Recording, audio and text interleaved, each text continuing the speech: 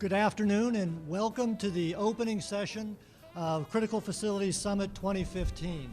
Thank you all for joining us. We have a great panel scheduled for today. Our session today really is designed to help facility managers understand the mindset of the C-suite because that's really critical when it comes to data centers.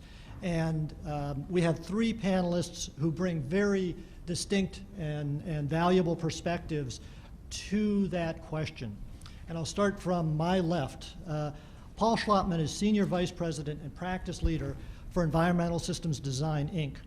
Paul's responsible for business development, project administration, strategic planning of data center, financial trading, and other information technology related projects. Over his career, Paul has consulted within the data center sector in Europe, the Pacific Rim, North America, and South America. He's a well-known speaker and writer on data center topics. Kind of starting point for conversations about the C-suite is that the C-suite and the facility function see the data center differently. And so I wanted to ask all of our panelists to start off by commenting a little bit about what does the C-suite really care about the data center? What do they care about with the data center? And Paul, can I start with you? Sure. I would think if you're a CIO, your biggest concern right now is cyber attack, right? Look at Home Depot, Target. There's probably hasn't been so many CIOs got fired within a 5-year period than what we just recently saw, right? And I also think the role of the CIO is changing. 5 years ago, you used to be able to support applications, right? For example, how many people here had AOL? Right? You had email, remember that? And you'd get your email, and it had to be that mailbox that go floating around, and you'd be like, I got mail, right? Now, today when we open our mail, it's like, damn, right? We generate 145 billion emails a day.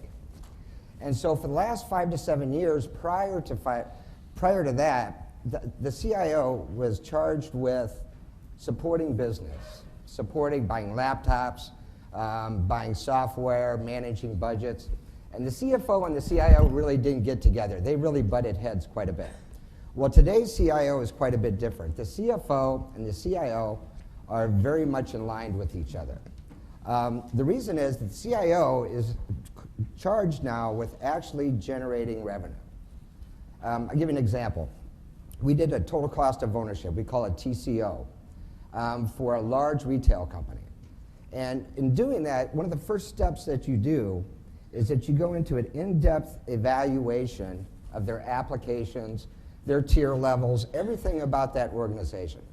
And a lot of times when we do that, we'll identify what applications are actually going to the cloud, because every application is supported by a server, which creates load, right?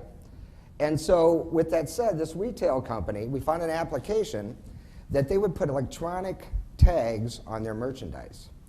So if the merchandise started to sell, the price went up. So therefore, they could get more profit off that piece of merchandise. If it wasn't selling, that price would reduce.